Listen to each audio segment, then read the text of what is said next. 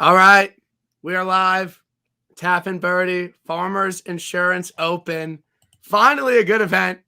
Finally, we're getting some full fields with the best players in the world. And, I always say, John, when these weeks come around, it makes like searching for a 6K play at the Barracuda and the Bermuda Championship worth it. This is like the reward for all those shitty weeks when we handicap horrible fields.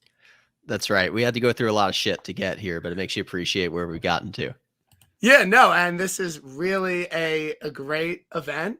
And I think that the swing season, there were a lot of complaints. I mean, even dating back to the BMW, there were a lot of complaints about, kind of how these tournaments have turned out with record-setting scoring. And, the BMW Championship from going from one of the hardest events 2 years ago when Rahm and DJ had that playoff to, 27 under. And finally we're getting, par is going to be important this week, and the winning score isn't going to be in the 20s, and short game is going to be important. And I'm just really excited for it because it's a great change of pace. Love when short game's important. Nothing better. I wanted to ask you how the Liquid IV sponsorship is going, because I heard you might need some today. No, like I've never drank so many Liquid IVs like in a short period of time. Like, because I had an early flight out of Vegas, so I didn't really have time to get my vitamin water or like eat. So I'm like, let me just get through security and like I'll be okay. And I get through the security, go to Starbucks, get a large ice water, just one Liquid IV, just down it. Another one. I had like 3 before the flight, 1 on the flight, and then I was fine. I was good. Smoked some pot. Good for the flight. And the best part about the flight, totally just passed over the whole Vegas trip, but the best part about the flight was that the guy next to me was watching the football game. I had the golf up, so it was like I got the 2 monitors going. I could check out both. Got to see Swaff Daddy win. And, the flight was good. So, look, Vegas was great. It was a great time. I had a lot of fun. When there's no such thing as a max play whale bomb. That's what I learned. Everyone wants, that big play, and it's so much fun to throw a bunch of money on one single event. But I would have rather spread out my money a little bit than, throwing maybe like I had maybe 500 in total. So it was like 2 max play whale bombs, which is just not doing that again. But John, yeah, hashtag content, baby. That's it. I mean, what? I have no other option. I feel like the Tap and Birdie hive that's going to show up tonight was very invested in how you were doing all week. I sent you a Venmo halfway through just to make sure that you were powering through. And I know that you didn't disappoint the people back home. Maybe there weren't max play whale bombs out there. I think the Amex might be like the worst tournament you could have been out there to have like a whale bomb bet, because nobody had any idea what was going to happen at any point in that tournament, including John Rahm, who reduced it down to a putting contest of all. Like, who would have thought? I mean, I want a formal apology to the company of American Express. It was extremely hurtful to their image and everything they do. And I do not stand for that. And it's really upsetting that John Rahm is just, saying it was a putting contest when we all know it was one of the most difficult, most consistent, easy to predict events ever. And it really hurts his brand, and it hurts American Express, and it hurts. It's really a dig on Hudson Swaff. Like, I think he owes Hudson Swafford a formal apology. Hudson Swafford is not the type of player that wins a putting contest twice in the last 5 years. No, not him. That's not what happened. But hindsight's always 2020, John. And after Swaff Daddy Rod were writing in our group chat, I'm like, okay, everyone was saying bet bombs this week, but I feel like Swaff was actually like the most like predictable bomb winner you could have had. Like, genuinely, like, you get a guy who's won the event before and he was playing decent, no crazy finishes, but he ended the playoff with some really good runs. But swing season was just meh, just pretty standard. And you get him at 250 to 1. It's just like, okay, like, I'm there. And I think the fact that some really smart people in the industry were on him, I think shows that it was at least half a predictable, just absolute bomb that went out and won. Yeah, I'm never gonna regret not betting Hudson Swafford ever in my lifetime. But like it doesn't take much to bet a guy at like 200 to 1, where I'm pretty sure he opened on most books. And he did win within the last 4 or 5 years, and he'd gained on approach in like 6 or 7 Yeah. consecutive events. So you could do a lot worse than a 200 to 1 Hudson Swafford bet. Now, he was one of about 40 guys that could have won on Sunday. So Yeah. even then, if you had that ticket, you didn't go into Sunday like, oh, this is live. Like he Yeah. might have even been worse. He might have been like close to 200 even on Sunday. I don't know. He had to shoot 8 under to win. So, Yeah. you know, I could have got there. I played him in DFS. I didn't play that many lineups. He was on like a longer short list, but I don't regret not playing Hudson Swafford. Yeah. No, and the thing about it hitting a 250 bomb is that literally like the least you would throw on that would be like $10. Like if you're throwing less than 10 on 250 bomb, it's like, come on. And if you win $2,500 on that, I mean, that is just excellent. I mean, I try and win like $1,000 on my outrights, and like I don't even really bet that much to win that much on it. I mean, so cheers. So I met up with Rick and his wife, and we were obviously talking golf, and he had a Swaff ticket, and he didn't bring it up once because it really wasn't like into Saturday. Like Swaff is taking this thing down. I don't know what he was down going into it, but he wasn't close to the top. No, well, good for Rick. Yeah, Friend of the show. Friend of the show. Rick, literally my best boy. Like Rick is zero chance he watches this. I know he won't. He's my best boy. Had a couple beers. His wife, him. He's unbelievable. He's a great guy. And okay, we're spilling the beans. Rick did not follow Tout or I. But he didn't follow engaged. You either, huh? He didn't follow me either, but like he engaged with us and like he knew who we were, and we're like, okay, Rick, he doesn't really just dish out follows. And then whenever I met up with him, like he was like he agreed to obviously meet up with me, like not following, but he said he thought he already followed me. So I don't know if I believe him. He might say that to a lot of people. So after a couple beers, I said, Rick, you got to follow John and I. Like, what are you doing? Like, we're stalwarts in the industry, and you don't give us the follow. Like, what do we got to do? And he's like, oh my God, I'm so sorry. So he followed both of us. So, Rick, thanks for following us. New best friends. Brighter.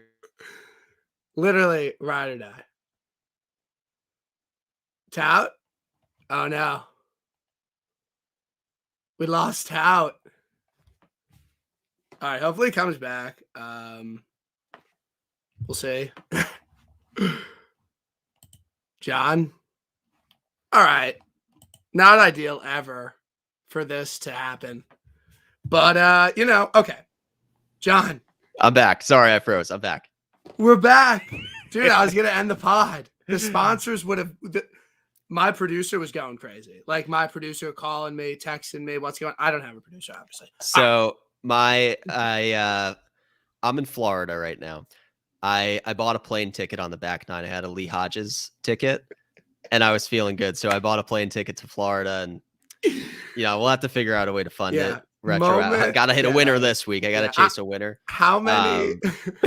But I don't know how the Wi-Fi is down here. So how many pods can we go to bring up that Jersey bottle? A ticket to Florida with Henley winnings on the back nine. All right, that's an ongoing bit now. We've beat around the bush for enough. Let's get into this week. Farber's Insurance Open. I know you read John's stuff. He puts out an absolutely excellent course preview every single week. Doesn't matter the event.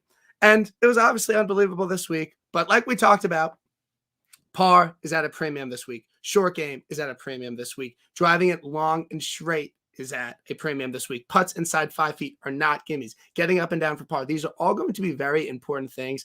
And also another thing, obviously we're looking at approach shots over 200 yards. These guys are going to be hitting 6 and 5 irons into these greens. There's not a lot of wedges, not a lot of birdie opportunities, really no eagle opportunities. Got to go low on the North course. Spark notes, boom. But, we know what we're looking for this week. We know. And we did our homework. Yeah, and what I noticed looking through, past winners, they've all been have very high pedigree, and they've been contenders. Winners of majors are very close at contending in majors. Leishman lost in the playoff. He's always good at the Masters. He won it, and all the other guys, they're elite major winners that are great people and great golfers, and that's what we're looking for this week, right? Yeah, exactly. There's a lot of so the one variable, I guess, that makes it a little random is the presence of the North course. I personally, I don't really like it. I wish it was just 4 rounds on the South course because you can win or lose in 1 round of golf. If you shoot even par on the North course, you can't win. Yep. You're not going to win because you're going to have to shoot like 5 under 3 times on the South. Like it's just not going to happen. And then on the other hand, if you go out and you shoot 8 or 9 under, which like Jason Day and Justin Rose did when they won, then you can kind of coast on the South. You don't even have to play that well because you get all your birdies in that 1 round. So I'm kind of looking for grinders who can scramble really well, but also guys who can make a lot of birdies and have done well on those easier scoring conditions as like a nice to have. Definitely not like a birdies are better game like model sort of week, but if I'm trying to make a decision between 2 guys, that's sort of where I'm leaning. Like, can this guy pour it up and like take advantage of an easy course that 1 round he needs to get it? So you know that like the person, I've thought this all week, the person that fits that so perfectly is literally Scotty Scheffler. Like I think of Houston, him shooting the course record, and then that's just like, and Scotty was my first click this week. I know you bet him too. We'll obviously get to that, but you got like, right? Doesn't like, I could think Scotty could shoot like, okay, I'm not gonna. I like Scotty in extremes. Like I like him when it's really tough, like majors and WGCs, and I like him in Birdie Fest, like the Northern Trust at TPC Boston, where he shot like, did he shoot a 59 that week or 60? Yeah, lost to DJ by like 5 strokes still, and then he broke the course record, like you just said. So he can do it either like in the moderate scoring, he kind of like doesn't stand out, but when you need either or, he's very good, and this happens to have both. So we'll get to it, but I like Scotty this week. Of course. Yeah. I just couldn't go. All right. Look, I'm a Jon Rahm hater through and through. Every single week, everyone starts their podcast. Oh, I could see Jon Rahm winning, but I don't really like his number. It's like, all right, have a stand. I'm going to say Jon Rahm is not winning this week.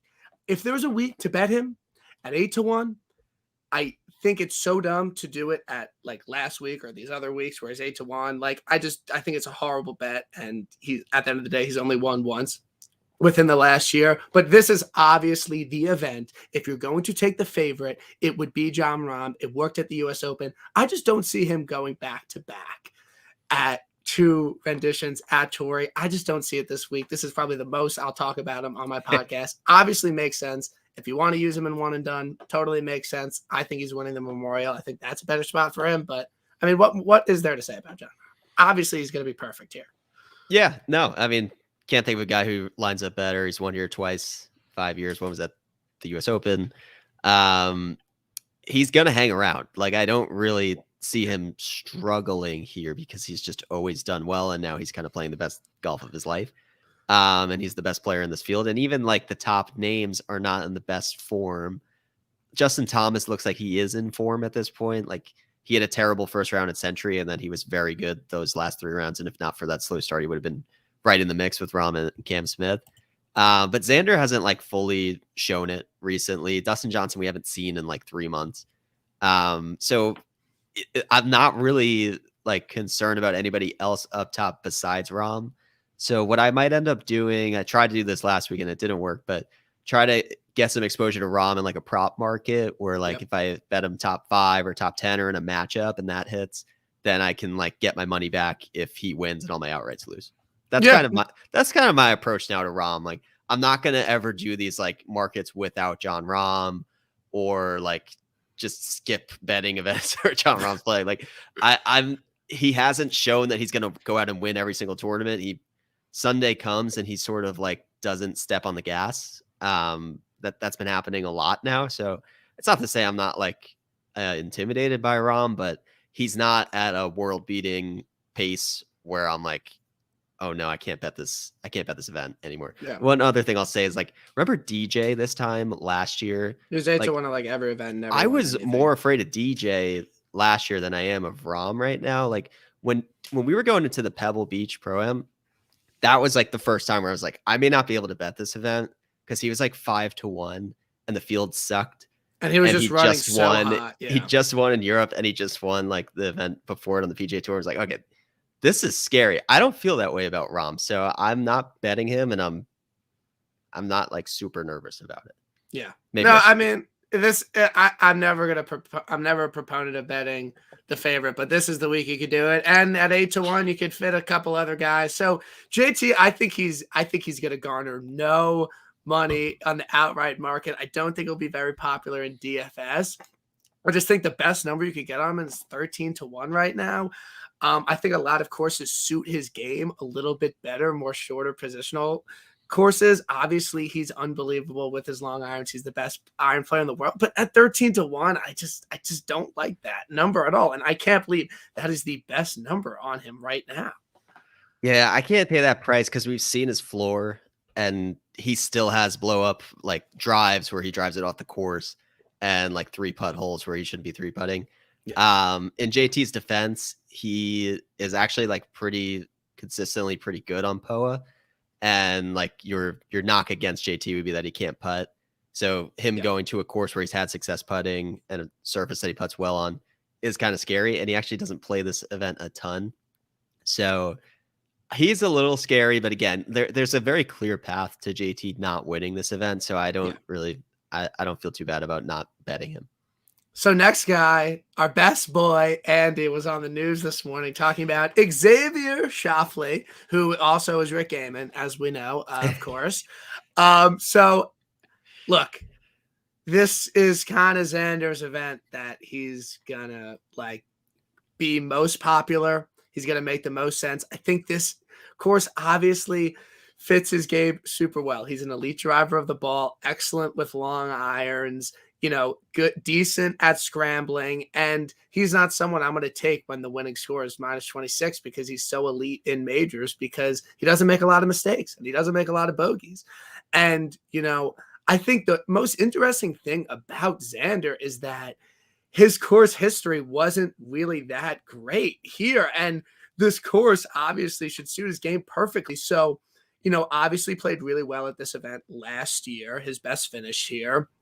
And it's like, is he just going to ride that? Is he going to go back to the Xander Schauffele that misses the cut here? Or do you think that him really not contending, but playing really well here last year, also playing really well at the US Open, obviously. Do you think that is a reason to back him and that he is going to show up and get a PGA Tour run for the first time since 2017? My stance on Xander is like, I don't think he's going back with the course history. Like, I think he got over a hump. He's finished top 10 the last 2 times he came to Torrey Pines at the US Open and the last Farmers. You could have even said like that T2 doesn't count because there was no fans and he's like a nervous guy. Maybe he couldn't handle the pressure, but then he did it in a major in front of all the crowd. So I think that narrative is done. I guess my one concern with Xander is that the form isn't at like the elite, like top 10 player level that it's usually been when he's come here. So Xander's just perpetually going to be under 20-1 no matter what he does. So it's just not a good number in my opinion. So I'm not going to bet it, but it seems like a pretty safe DFS play. He's probably going to command some ownership because he's from San Diego. Everybody knows that home narrative, and obviously he has placed well there the last 2 times he was there. So people will play him. He feels like a safe play. Maybe he's a one and done play. I think he'll be a very popular one and done guy this week, but I'm not sure I'll be there either. Yeah, I think it's hard for a lot of people to justify betting him at 17-1. And obviously he's a very elite player and he's really great. But I just think you look at this field and some of the numbers you could get on guys that have won a lot more recently, and their game also suits here. And it's like, I'm just going to go with them. So I think at DFS, he is going to be very popular. So I don't really like him in DFS, but you know, we'll see. So Decky, I'm a little surprised by his number. I'm using the lines to get the best lines for across the board. So John writes an article for them every week. They're amazing. And they have a great feature where you can see odds on all the sports books. So you should always be line shopping, always get the best lines. Dude, what is up with DraftKings?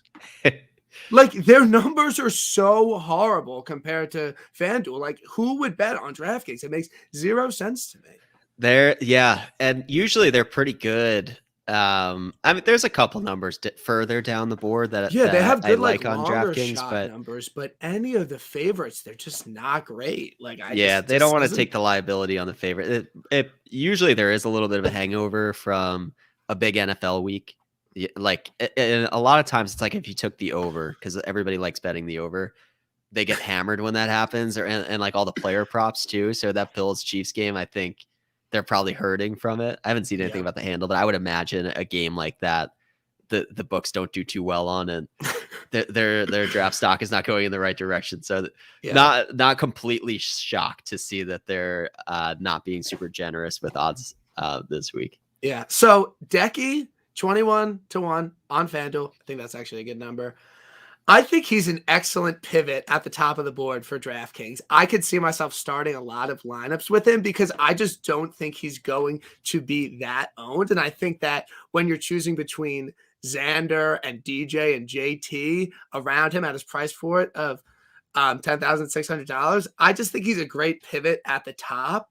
And I think the running narrative would be that you would fade Hideki after his best putting performance of his career. Obviously, he's historically not a great putter. I'm not going to bet him outright. I'm not going to have any exposure to him in the betting market, but I really like him as a pivot at the top of the board here. And obviously, he's a major winner, and he has an elite game, and he really doesn't make a lot of bogeys, and I think he could have some success here. Yeah, I got no problem with Hideki this week. His history here is actually very similar to what it was at Sony before last week, where he's like an elite price player who's been good, but hadn't really scared the top of the leaderboard. He has a top 3 here 3 years ago, but in general, he hasn't really scared the top of the leaderboard. And that's kind of what you want to pay for in this range. Obviously, that didn't matter at Sony. He came out and he won it, gained the most strokes putting of his career, which helps. But he's gained over 6 strokes twice here, which is very notable. For a player like him who usually loses strokes. So I don't hate that play at all. Right. Yeah. So he's shown that he can putt well here. So, you play Decky where you think he can putt well. And, I think I heard the complete opposite narrative when he won the Sony 2 weeks ago was that he's never putted well here. He's not going to putt well. So again, this makes no fucking sense. So, maybe just a little recency bias on my end being like Decky was such a good pivot that week. So I'm just going to do it again, but I like him in DK.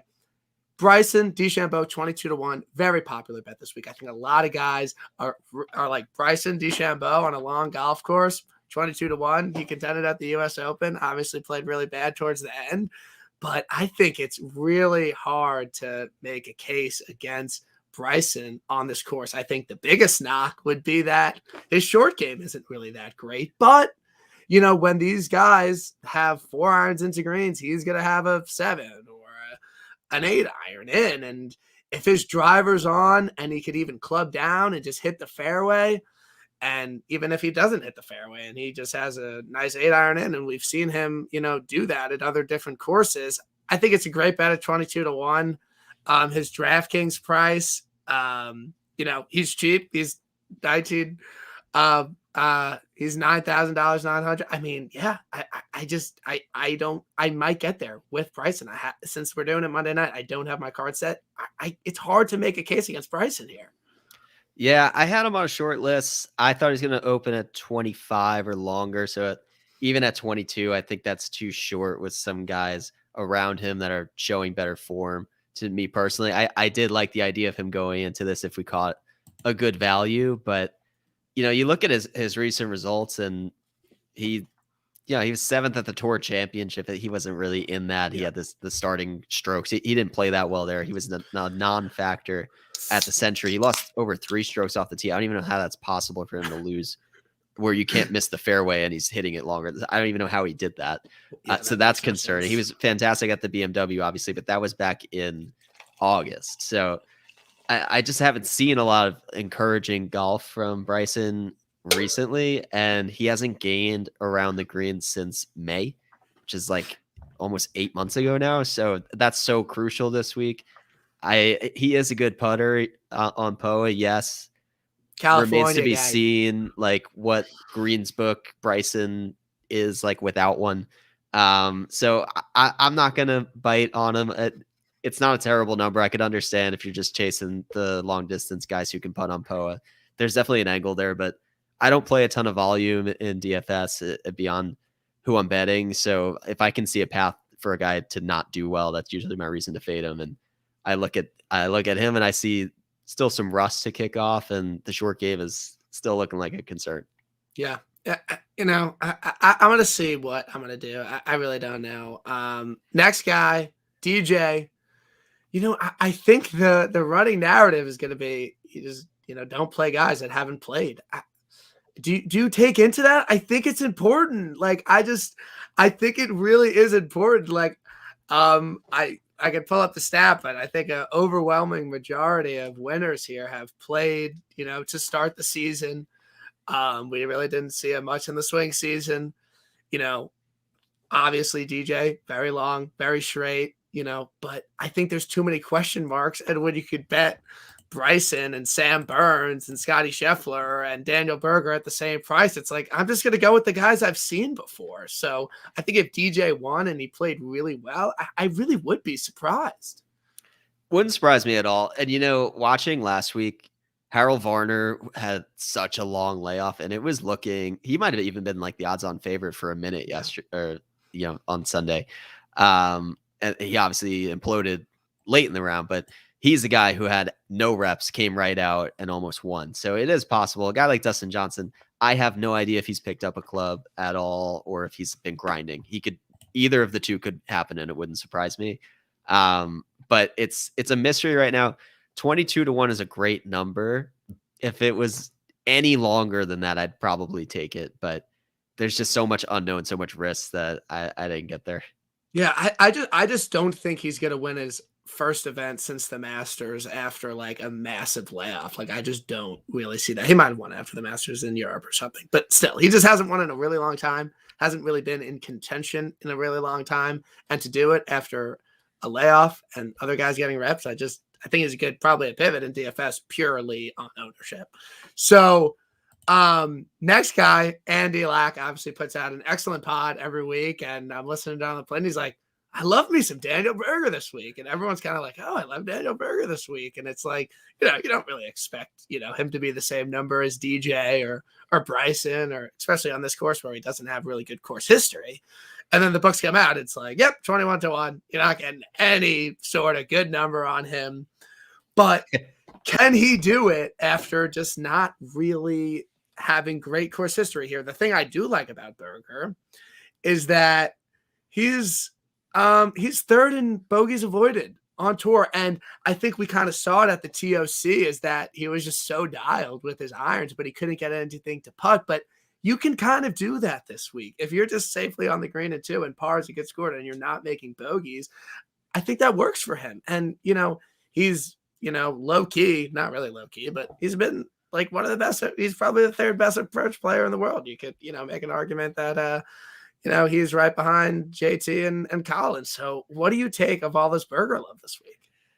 Yeah, you can usually rely on getting a nice Berger number because you never have to pay up for it. He's kind of like Patrick Reed, but there's never any reason behind it. It's just like he gets lost in the top names. Like he's priced here because of the approach numbers, and it's interesting that the books don't usually react to like stats like that. Yep. But that's got to be the only reason he's here, because the course history isn't really there. And the results have been good lately, but he hasn't had high finishes, which he just hasn't been able to putt.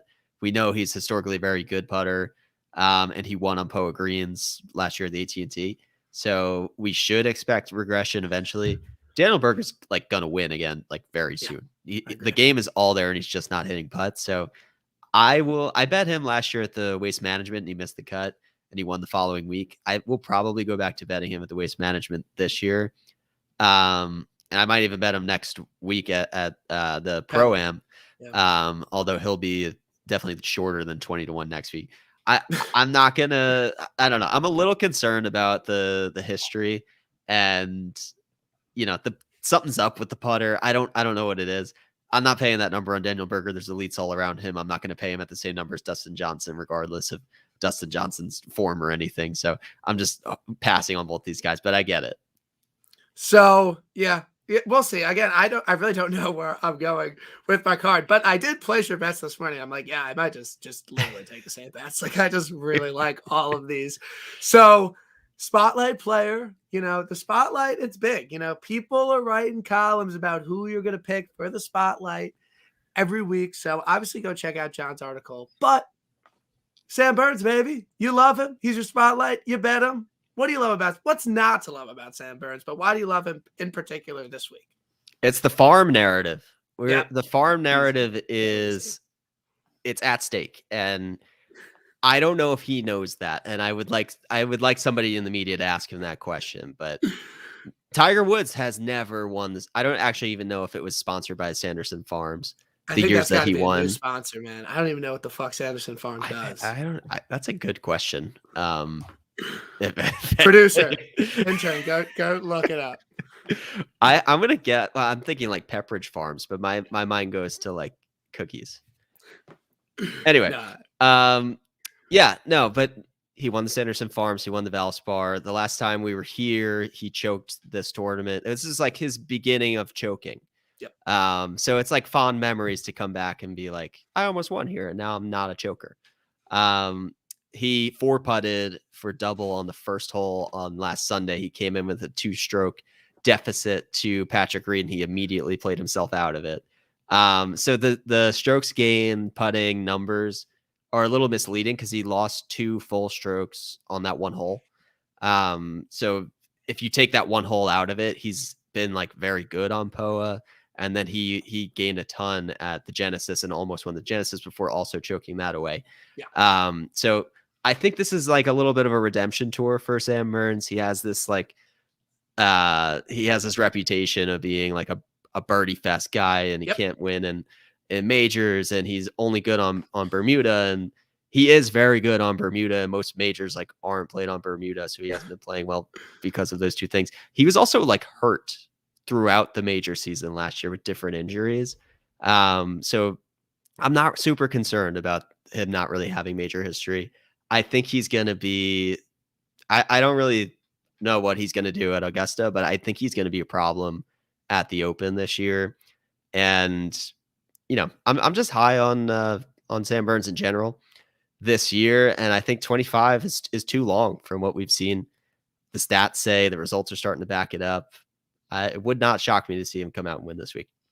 I love it. I love it. I might get there. I really do like it. And I think that, you know, we've talked about this and we do this every week. It's like when you have your guys you're high on and you bet them, like you just got to stick with it at a certain point, because if you really think their game is that good, it's just like, and you actually get a decent number on them, it's just, you just have to bet it. And that leads in perfectly to next guy, Sungjae. And we both got a 32-1 on like him. Like, I just love that number on him. You know, I'm not a huge model guy, but he's second in my model, 6th in proximity from over 200 yards, 4th in bogey avoidance, and 1st in par 4 scoring, 400 to 500 yards. And he's playing great golf. Like, he obviously was my max play whale bomb. I loved him at Century, and he cashed the top 10 for us. But he, as Trevor Immelman loves to say, he's sneaky long. He's sneaky long. He can put it out there. He doesn't make a lot of bogeys, and he has good course history here. Not great course history, but he's never missed a cut here. And he's shown his potential to both win a very low scoring event and also win a very hard event. He won the Honda like 2-3 under. Like, he is such a complete player, and he's literally younger than us, which is embarrassing, but he is just so good. 32-1 is a great number on him. We're both on him, Sanjay, and let's do it.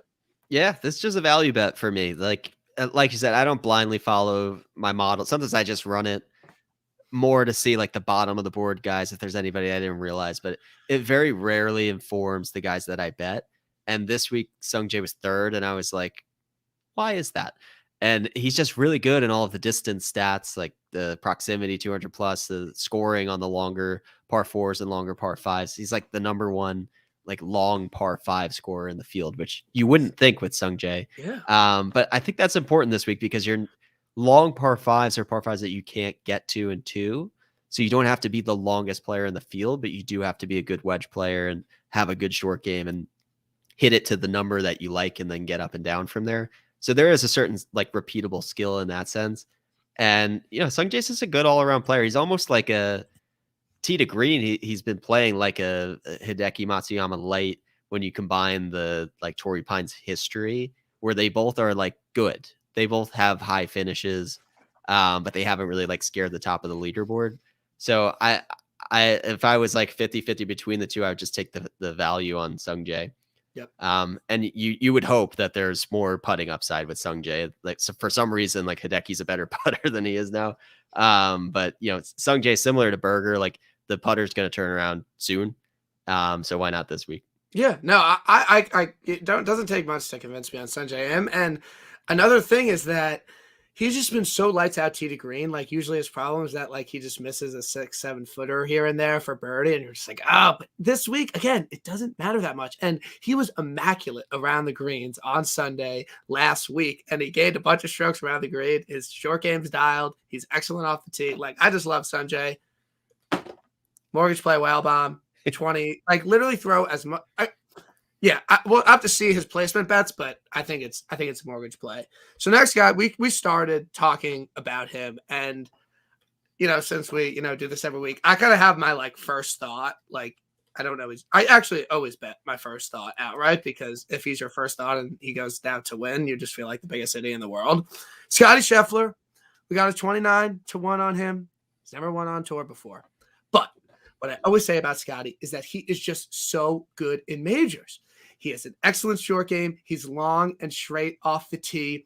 He hits a lot of greens in regulations, and you don't finish like in the top 20 in every single major this year, like without an excellent short game, like without being long and straight, without being a great par 5 scorer. He checks all those boxes for me. And I don't like playing Scotty in an event that's going to be won at 25 under. I loved him at the Houston Open. Very difficult event. He contended there, gagged it away on Sunday. Okay, fine, sure. Okay, don't do that this week. But I love Scotty Scheffler. 2 miscuts here. But again, like we saw with Xander, sometimes it maybe takes these guys a little bit of time to figure it out. Again, not a great POA putter, but I'm willing to overlook those things and give Scotty Scheffler a ride this week. Yeah, and I think that like it's a great Scotty number, and this is the first time in the history of the PGA Tour where we can say that, where Scotty's number wasn't like slashed in half of what it's actually supposed to be for a guy who's never won on tour. He's been in that like Xander threshold where it's like 18-1 every single week, regardless of what the field is or how likely he is to win it. So it's refreshing to see he's actually at a bettable number now, because I have wanted to bet Scotty and he's just been priced out of it. Yep. But here's the thing with Scotty. He led the field at the U.S. Open here at Torrey Pines in putting. Yep. So for some reason, Fantasy National doesn't want to feed that into the POA database, because if you look at his performance on POA, it doesn't exist.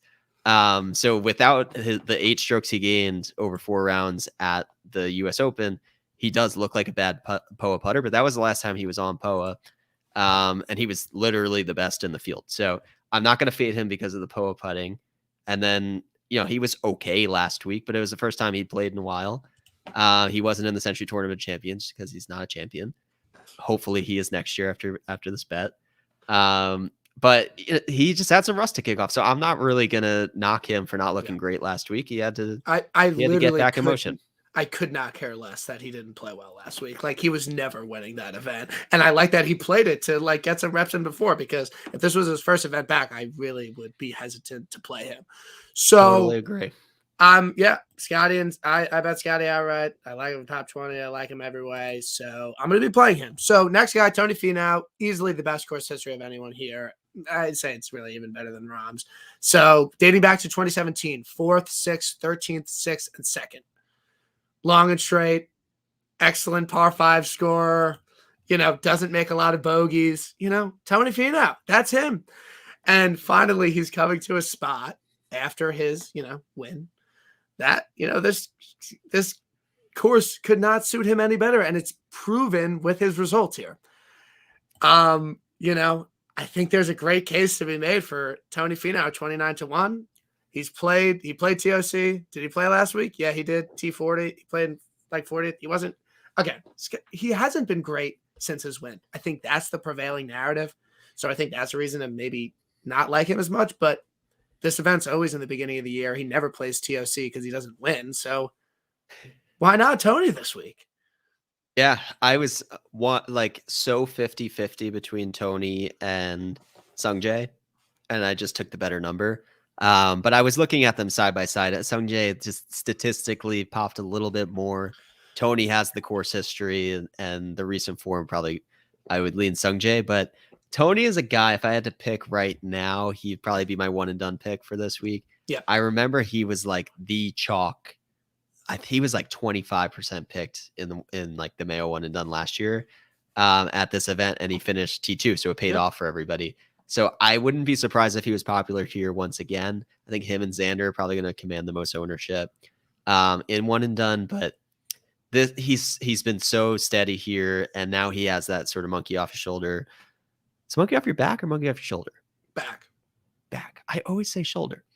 Anyway, it's off his back. So he's probably going to play a little bit looser. He looked fine last week. He didn't look great, but he looked fine. It's obviously a good fit, and he's been able to putt well here. So I totally understand it. And the fact that I was 50-50 on Sungjae makes me feel like I have to pick him in one and done, because if he wins and I get nothing out of it, I'm not going to be able to live with myself.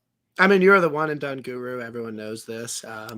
Like just made some money in Mayos last year. This is my first time doing one and done. I'm not really great at it, but yeah, I think Tony's a great one and done, because where else would you like genuinely like, right? I don't know another event I'm going to be like, yeah, Tony Finau one and done. I think this is really the spot for him.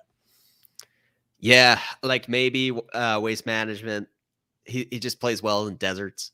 No, I'm betting Tony Finau. Decided on the pod. I'm betting Tony Finau. He's on the card. Okay, I convinced you. All right, yeah. So Tony's on the card. So we got Tony, and Scheffler.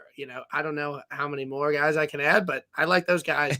So Will Zalatoris 33-1. I think he makes a world of sense here. I think Zalatoris is a guy that you just blindly play in difficult conditions. He has great course history here. Excellent last week. He is the ultimate course history, like course fit, incoming great form. I mean, it's crazy that you're betting him at 33-1, but I'm of the like kind of understanding is that sometimes like the books are right. Like sometimes a guy's number is disgusting and it's not what you normally want to bet him at. But like Cam Smith, okay, I'm going to bring up Cam Smith always. What did Cam Smith open at a TOC on DraftKings? Like 14-1. That was a disgusting number. He went on and won. So I just think sometimes when the number is absolutely disgusting and everything is turned towards it, like I don't think like the most average person in the world is like, I like Zalatoris here. But I think if you're smart in the industry and you do this every week and I like respect your opinion, I think you're probably on Zalatoris. Yeah, I mean we'll get further down the board, but now we're in a range where I'm looking at Zalatoris. He hasn't really been in the mix a ton, and I see guys around him like Leishman, who's won here, Koepka, who could just fuck around and win at any given point, Jordan Spieth, who could do exactly what Patrick Reed did here last year and just win with a short game, and even like a guy like Gooch, who I like better statistically than Zalatoris. So he has a high finish here. The one time he came back here, plays well in all the majors, is going to loosely simulate major conditions. I get it, but I don't really like the number right now. Yeah, no, it's not a great number. Leishman, I think there's a great case for him too. There's so many. Usually I'm like this guy's not gonna fucking win. He has no shot. Like Leishman, his form's good. Like, we played him at TOC. He was great there. Sony, one and done. He was mushed, like whatever. But I mean, he's won here, but again, I think the real thing about Leash is that it was so different how we went on to win here that I just don't know if it could be replicated and he could do it again. I'm not dying to bet him. I don't really think he's going to win. So I'll totally be glad to miss Leash. So I am kind of known as maybe a Brooks hater. I was basically the biggest proponent of when everyone was betting him or during the swing season because his number was 35 and 40-1. I was like, you're just like, there's just no, like, just that doesn't really make sense to me. He's not going to go out and win the fucking CJ Cup at 25 under or like some other events. Now, play Brooks this week. Like, I have zero problem playing Brooks this week. Again, Brooks, I mean, everyone knows he's fucking amazing in majors because he's long and straight off the tee, doesn't make a lot of bogeys, excellent with his long irons.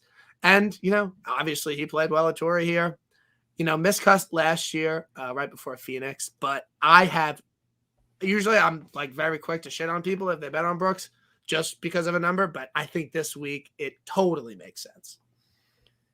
Yeah. I mean, that number seems right to me. with Brooks, it's the thought process is like that's a long number and it's Brooks and he could win anywhere and it's tough. So if that's the way you want to fill out your card, I can't knock it. There's been weeks where there's Brooks numbers and I'm like, you got to be an idiot to play that, and he contends in those weeks. So I just don't get Brooks right. I'm not going to bash the play this week. I actually was initially thinking about it, but ended up sort of leaning towards other guys in this range. Yeah. Spieth not winning. I think we could both agree there. He's just not winning this event. I really don't care. He has been really poor since the Open Championship.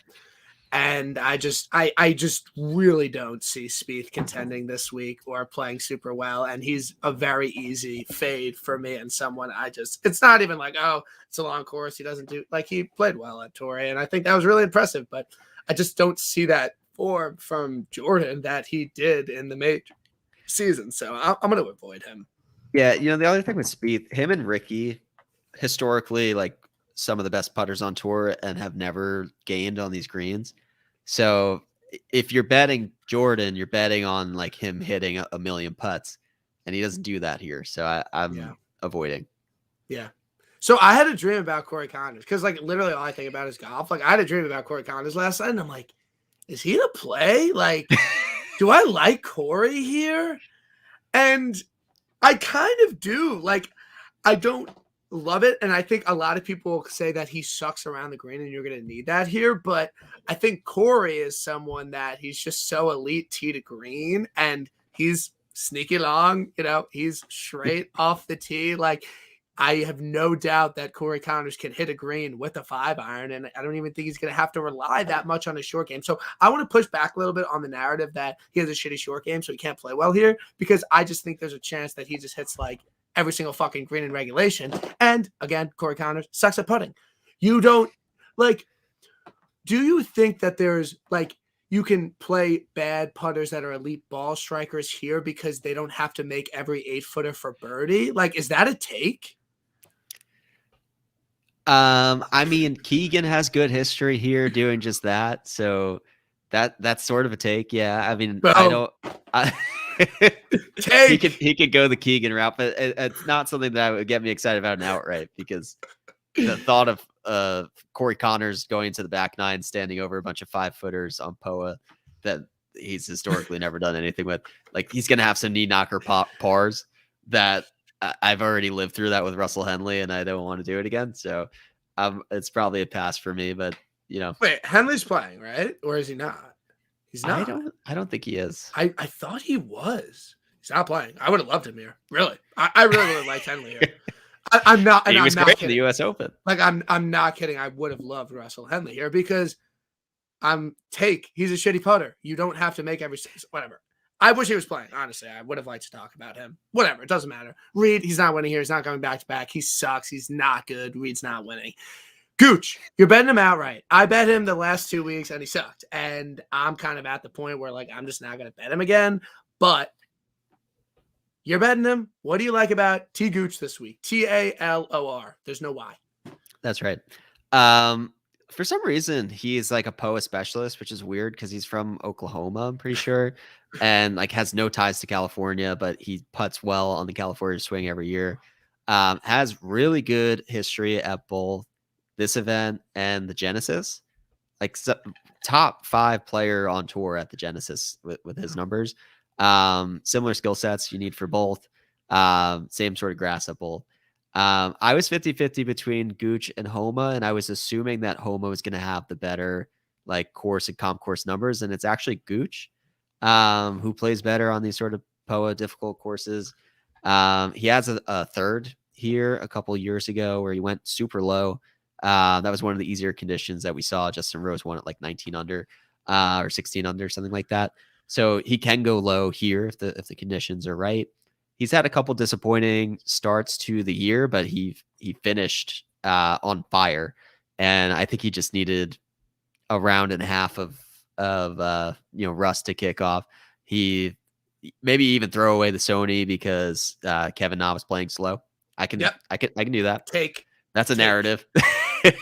and then he played in a pro-am, which was also slow. So yeah. So my biggest thing last week, it's like Okay, T. Gooch, like he had really good American Express history, but then I was kind of married to the take that he didn't play well because he was with Kevin Na. That's slow. So I don't know. Has the fame gotten to T. Gooch that he just can't be bothered with slow rounds now that he's won and he's good now? I got to figure that out. I'm writing an article on it. It'll be out tomorrow. I think that is the most perplexing question in my life right now. Yeah, I'm looking at the approach trends for Gooch, and it's Swaff Daddy-esque.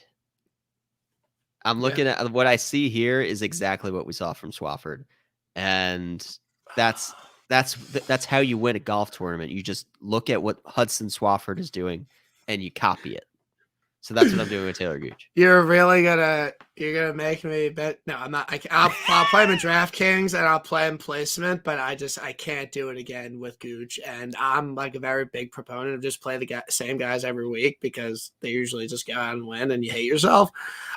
J Rose. All right, Andy tweeted he had the best ball striking week since like 2017. He's won here. I mean, 66-1. I could see it. I think he's a good DraftKings play. I think he's a good top 20 play. Again, I don't think I'm getting there on an outright. I don't really want to go this far down the board, but I definitely could see it. I could see it. I'm not there, but I get it. All right. So now we've talked about everyone important. Let's get some bombs. Let's get some top 20s. Let's get some DFS stuff. So, guy that's popping in everyone's model, Luke List. Like, I'm down. Like, 90-1, like, top 20 bet on him, DFS. Like, I mean, again, the way I structure my card, I don't know if I could get there on an outright. But again, it's $10. Like, I could throw $10 on that. Like, that's really no problem. But do you think there's any validity to the fact that he's just popping in everyone's models? Has an excellent around the green game, good on POA, sneaky long. Like, he's bombs it off the tee. He's got some good distance on him. I see no reason why this course wouldn't suit him well. Yeah.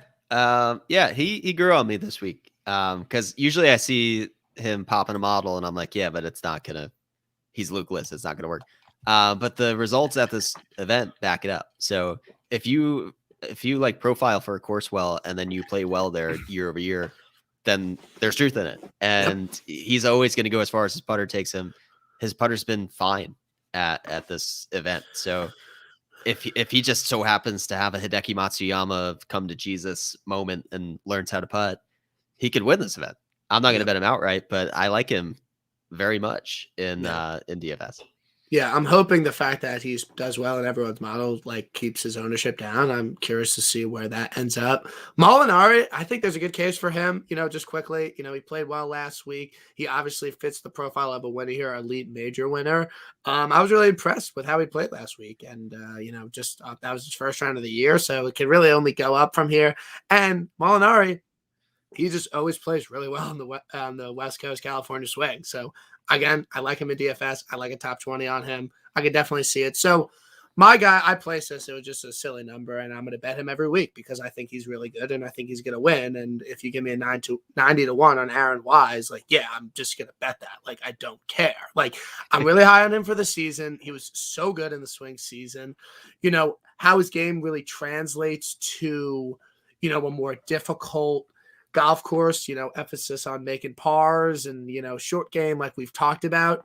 I definitely prefer him in a birdie fest with wide open fairways, but I just think that his ball striking is so insane and he's just elevated himself with his putter. A win is coming this year. I'm going to bet him every single week. So yeah, 90-1 DraftKings, top 20. I hope his ownership is low because he will be in every single one of my lineups. I think I lean more List than Wise.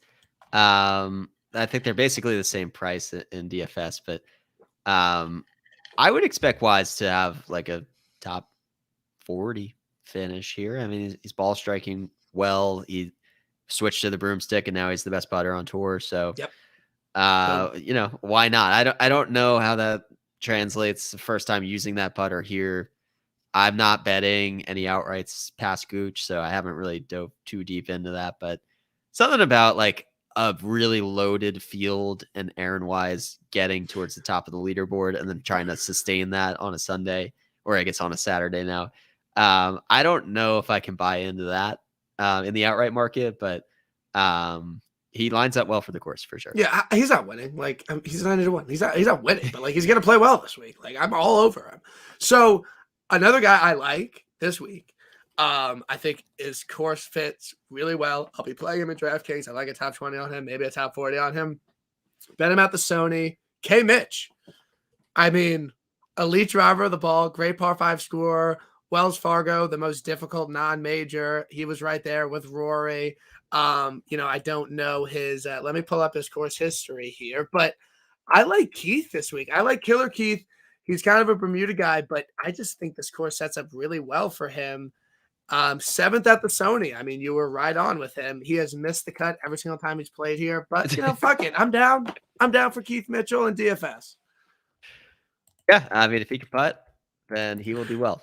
He's never lost on off the tee here, so it's a long course that should suit him. But you gotta hope that he hits some putts. So next guy, you didn't ask me to wager money on him, but I know you do have money on him. Would be Mitad Palera.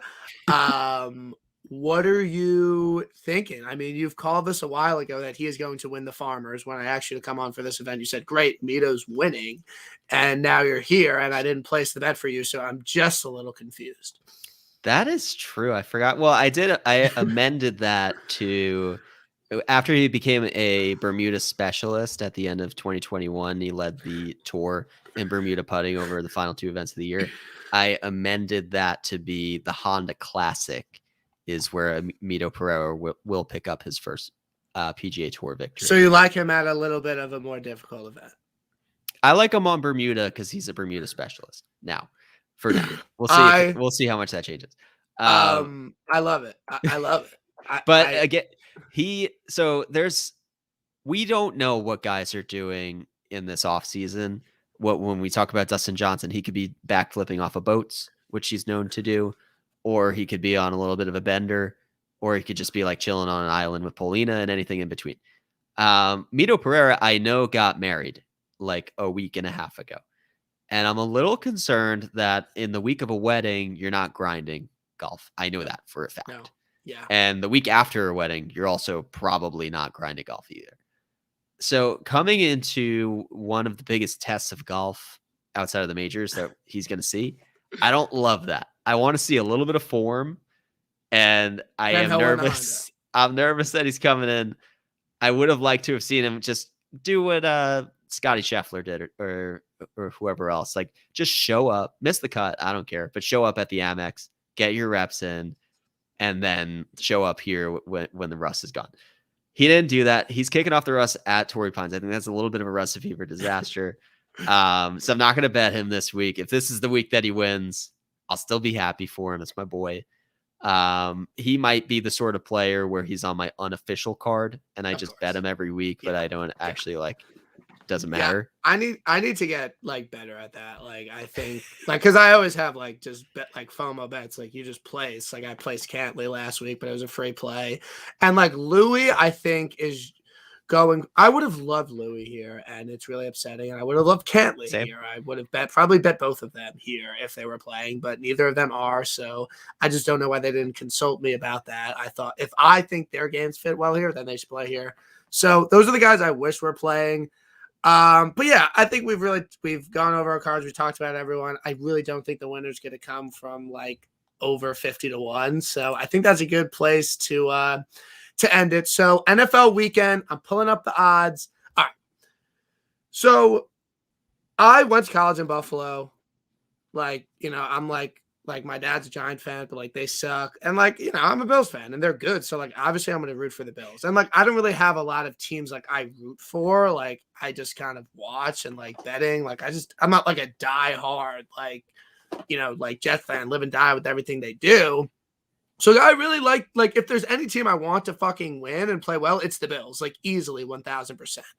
And I just want them to play so well. And they obviously played the Chiefs last night, and I'm sitting on my phone and I see I have 150 free play. I'm okay, I'm literally throwing it all on the Bills money line. There's just it's a hard bet, but they're winning the game.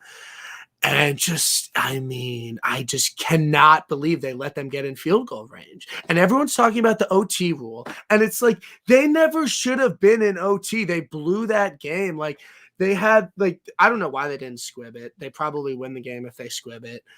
And just, how do you let a 30-yard bomb to Travis Kelce with like 13 seconds left? Like, their defense was just so embarrassing.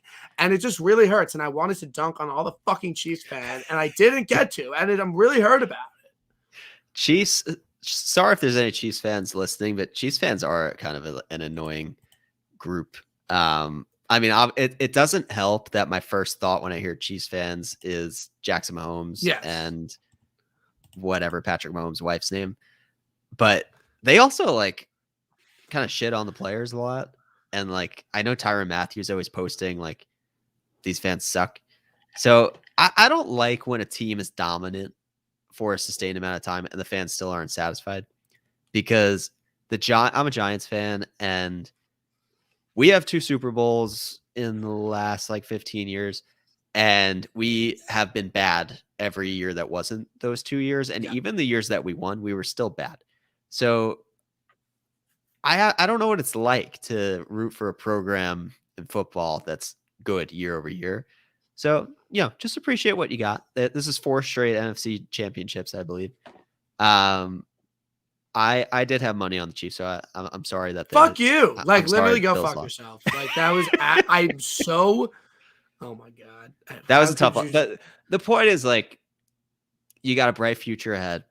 No, it's like this year or this. bust. Like, who cares about next year? Like, genuinely, like, if they were going to beat the Chiefs, like, that was the game. They're not going to get a better opportunity to beat the Chiefs. Hold them to not get a field goal with 13 seconds left. Like, it's embarrassing. That might be true. And that was like Gabriel Davis is a wide receiver 1. Yeah.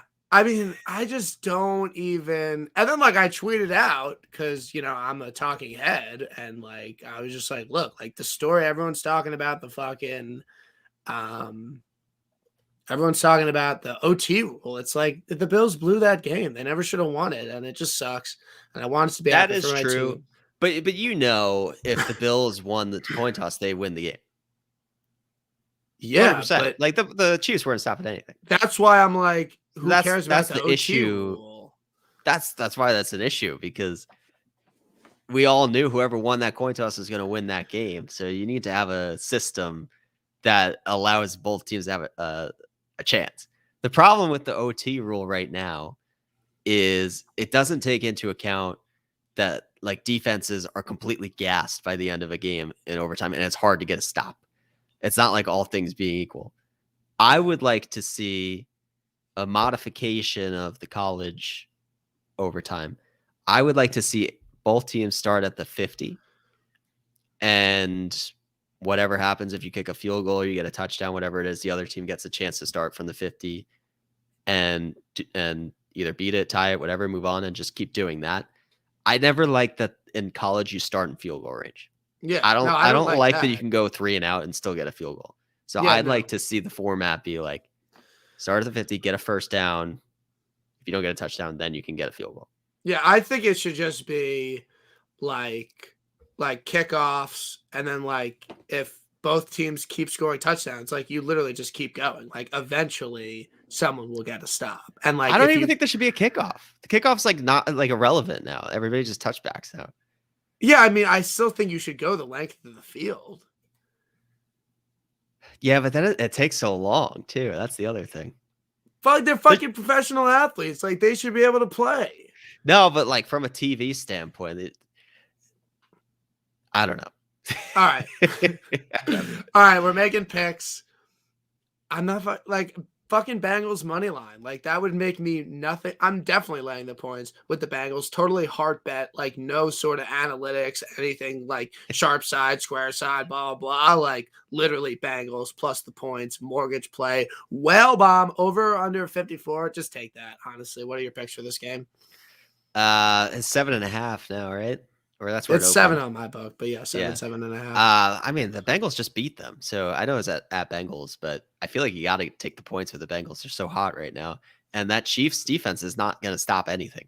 Yeah, they're sure as hell not going to stop Jamar Chase. They couldn't do it. They couldn't do anything to stop him in the last round, so I don't see that stopping.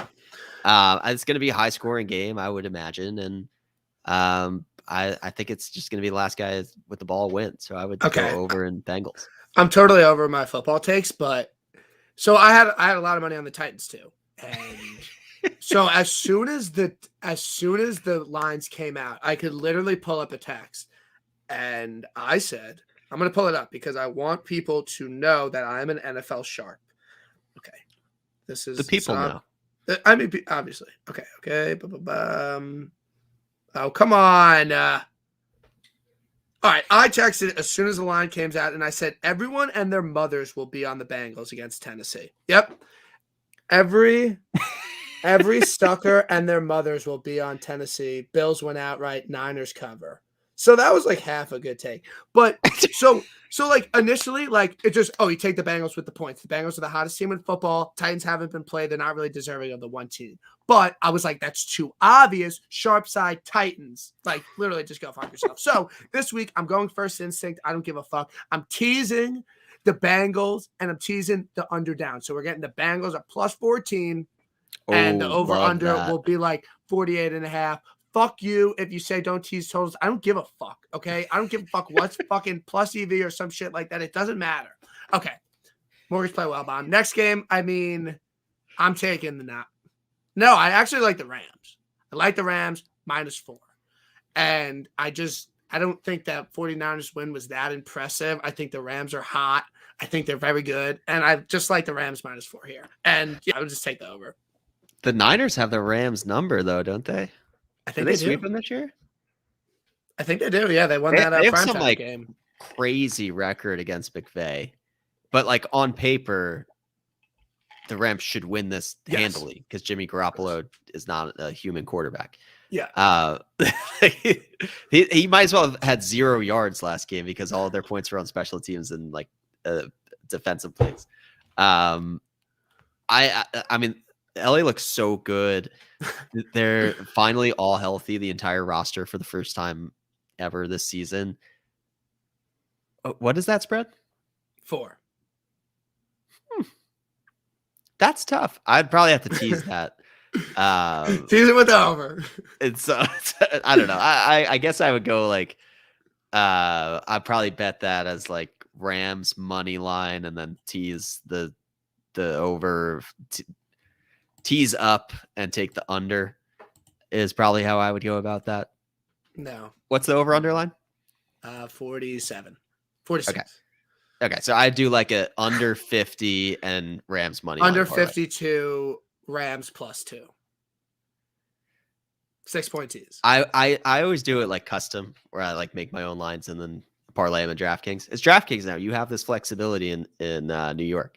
Yeah, I don't really like betting. All right, now we're going. I don't really like betting. I like betting outrights legally, but like if I'm throwing like 150 on a game, like if I'm just like betting an NFL game, like I'm just gonna bet it on my local. Like, and especially and like I literally only use it for outrights because top 20s. Like I don't want to front the money. Like they're gonna win. Like I'd rather just have it paid. And the thing about legal betting is that so I bet on a bookie. Like support your local businesses. Like if you have a big week. And I, sweep top 20s. We hit an outright happening this week. Like I'm paid on Monday. Like that's in my Venmo. I transfer it into my account. If I go up big on a legal book, which I have not done yet, so I don't know what it would be like. Like I'm probably just gonna be like, okay, I'll just like keep this in. I'll keep like half of it in there and like use it as a bankroll. But that's honestly cash out. It's just betting tokens. Yeah, I mean, it's just there. Like, I don't have to worry about depositing. It's like free money. It just exists in that account. And if I want to buy something really nice, like golf.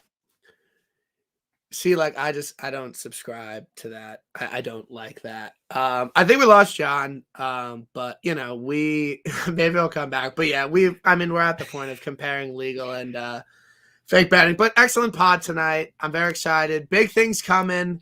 I'm doing a pod tomorrow with somebody. It's going to be sick. And John, you're the best in the biz. You write great articles. You're very handsome. You're very knowledgeable. And we're going to head an outright this week. Sanjay M is winning.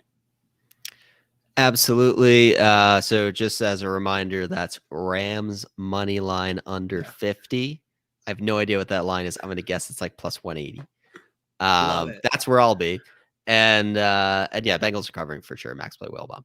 So that's where I'll be. I am in Florida, so I will not be able to bet that until I land on Sunday. So I'll be cutting it very close. Yeah, let me know if you needed to place anything. I'll add my card to your account. I'll deposit some money for you so you can get some action going.